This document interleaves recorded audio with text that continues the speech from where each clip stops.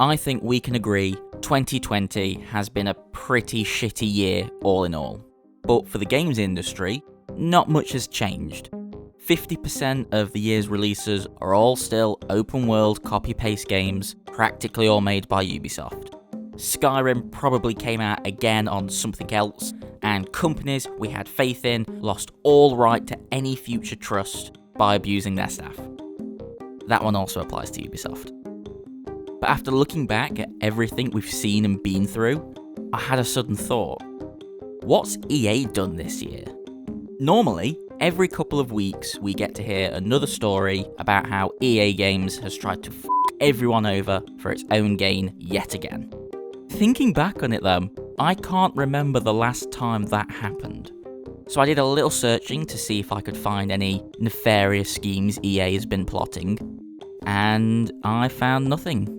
Obviously, there's the yearly £50 FIFA update and some random loot box gossip, but nothing out of the ordinary.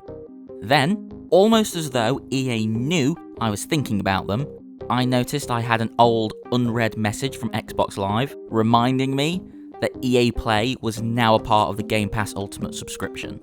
That's pretty cool, I thought. I'd wanted to try Battlefield 5, but didn't want to spend the money on it, so I installed it. And for good measure, mainly because they were free, I also installed Star Wars Battlefront 2 as well. Now, I didn't think I would, but I'd be lying if I said I didn't have a good time with them. They're both exactly what you'd expect, and that's fine.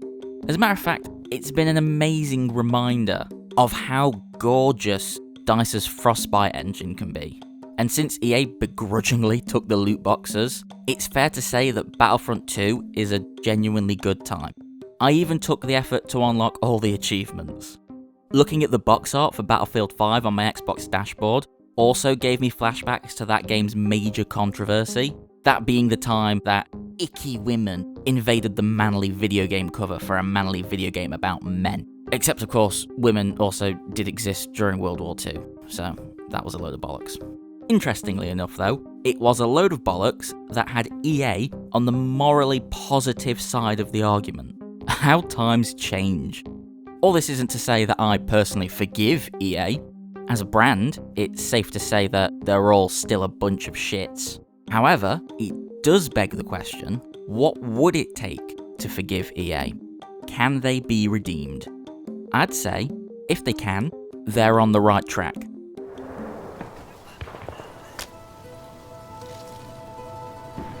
Laisse-le partir, petit frère. Jedi Fallen Order didn't wow me the same way that The Witcher or Red Dead Redemption 2 did, but it's still a pretty solid single-player experience.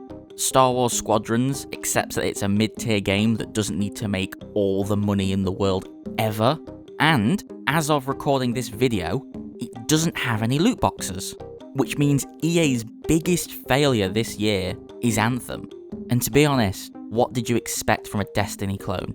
As far as failures go, Anthem is a perfectly fine game to mindlessly kill time while watching YouTube videos.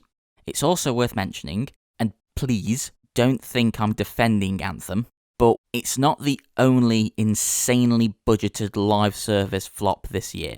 It's by no means a great game, but when it's included in a subscription I already pay for, a lot of that disappointment and regret for spending money on it just seems to ebb away. My point is, despite the big cock-up that Anthem was, EA have still put out some decent games in recent memory. I don't think I'd be alone in saying that Titanfall 2 was the best shooter of 2016. Maybe I'm just looking upon EA with rose-tinted glasses, now that Ubisoft has taken the lead in the worst video game company race. Seemingly you can get away with anything as long as you don't sexually assault your staff.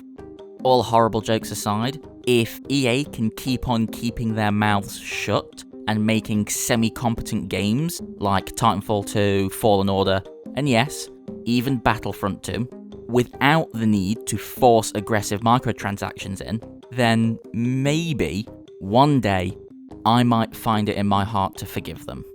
Although I reckon it's only a matter of time before they slip up and go back to being massive dicks.